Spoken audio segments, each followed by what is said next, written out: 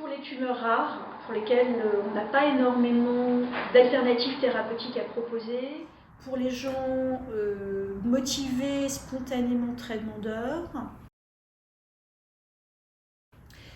Je dirais aussi pour les patients qui ont une maladie d'emblée très agressive.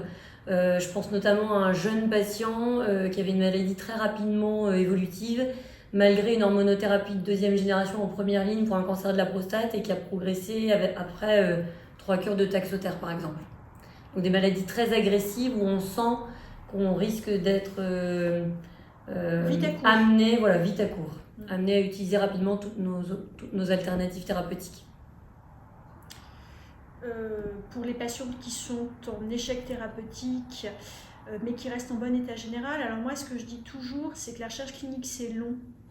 C'est-à-dire qu'entre le moment où on trouve un essai clinique, le moment où les patients ont accès à la consultation et le moment où l'essai clinique commence, surtout s'il y a des recherches de biologie moléculaire à faire, ça peut être très très long. Donc moi j'essaie quand même de sélectionner mes beaux patients, ceux pour lesquels il n'y a pas une menace à ne pas faire de traitement immédiatement.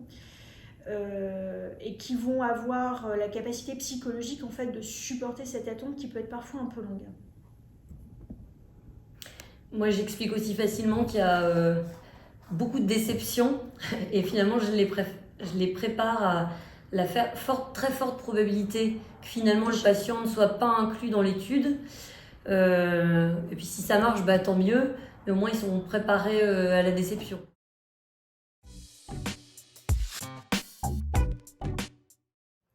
Pourquoi adresser ? Je pense que tout simplement parce qu'on s'efforce de donner, de faire bénéficier à nos patients de la meilleure prise en charge thérapeutique et que du coup on essaie de leur donner accès au maximum d'options thérapeutiques disponibles, y compris dans des situations cliniques pour lesquelles, encore en 2022, on a peu d'armes à notre disposition.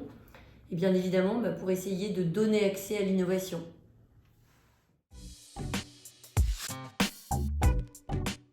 On utilise plusieurs outils. Je pense que le premier outil qu'on utilise le plus spontanément, c'est la réunion du réseau d'adressage interrégional du vendredi midi.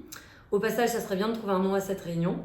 Donc une réunion pour laquelle on peut soumettre notre dossier en ligne jusqu'au jeudi midi, jeudi soir. Le dossier est discuté le vendredi midi et parfois dès le vendredi après-midi, voire le lundi matin, nous avons un retour, soit un coup de fil, soit un mail de Madame Acroute. Et le lundi ou mardi, le dossier est discuté dans les autres centres partenaires. Donc ça, je pense que c'est le premier outil qu'on utilise le plus. Le deuxième outil, c'est le logiciel Archimède qui nous permet de consulter en étant autonome la liste des études disponibles dans l'interrégion. Même si l'outil a probablement besoin d'être un peu affiné, je pense qu'à terme, via l'interfaçage entre ce logiciel et notre notre logiciel du RCP WebTCR, je pense que ça permettra de pré-mâcher le travail et d'informer l'ensemble des cliniciens de l'étude qui correspond justement à la situation clinique de votre patient. Et puis je pense que le troisième outil, c'est le coup de téléphone, je pense. C'est le contact qu'on peut avoir avec nos collègues. À partir du moment où on a inclus une première fois, c'est sûr que l'expérience aide. Et si on a pu inclure un premier patient dans telle situation clinique, comme l'étude est souvent ouverte plusieurs mois, et si la même situation clinique se reproduit 3-4 semaines plus tard, on va y repenser et on n'hésitera pas à appeler directement le collègue qui s'occupe de l'étude. Je pense que c'est les 3 outils principaux, la réunion, le logiciel Archimède et puis le contact interpersonnel qui reste, je pense, efficace.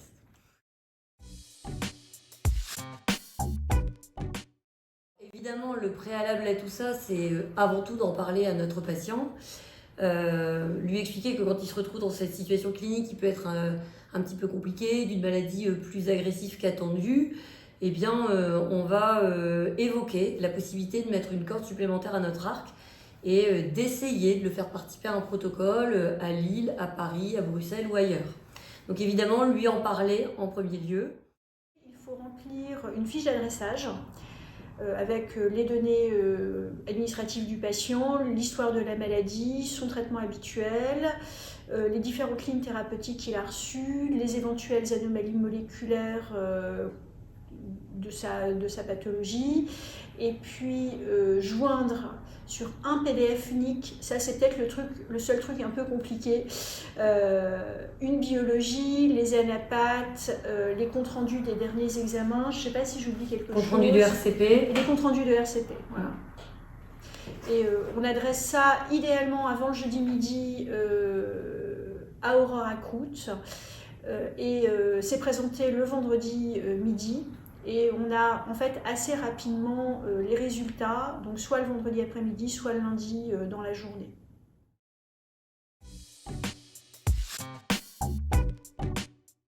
Une fois qu'effectivement on leur a dit qu'on avait le projet de discuter d'eux à une réunion d'adressage pour pouvoir éventuellement bénéficier d'un traitement expérimental, moi je leur dis toujours les échéances. C'est-à-dire que je leur dis, voilà, la réunion elle a lieu le vendredi, donc souvent je les recontacte début de semaine d'après et je les informe en fait de ce qui a été évoqué.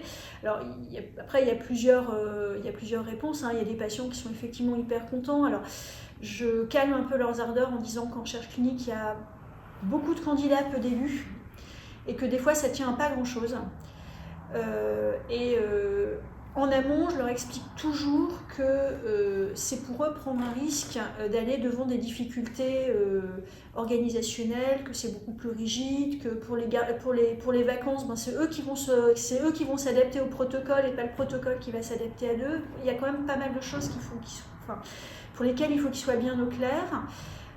Et puis après, il y a des patients qui n'y croyaient pas trop et qu'il faut reconvaincre. Moi, j'ai une patiente comme ça que j'ai envoyée à l'IGR dans une étude de vaccinothérapie, une patiente avec un cancer ORL. Donc là, pour le coup, patiente qui vit, qui est dans des conditions socio-culturelles assez défavorisées, donc qui n'a pas du tout cette culture-là. Alors, très contente qu'on s'occupe d'elle et qu'on l'envoie à Paris.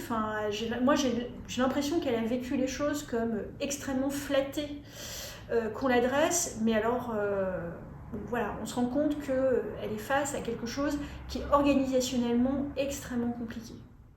Je vais rebondir sur ce que tu dis, Jessica. Je pense vraiment que c'est là où on touche la complémentarité des deux réseaux.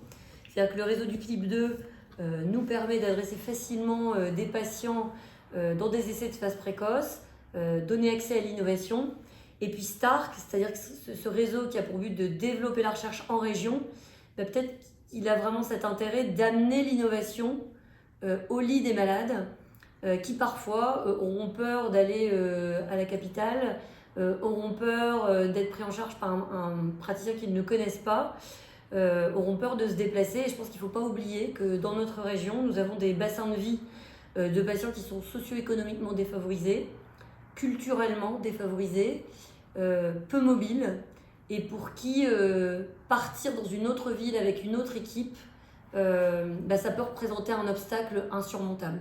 Et c'est vraiment ça où je pense que les deux réseaux se complètent.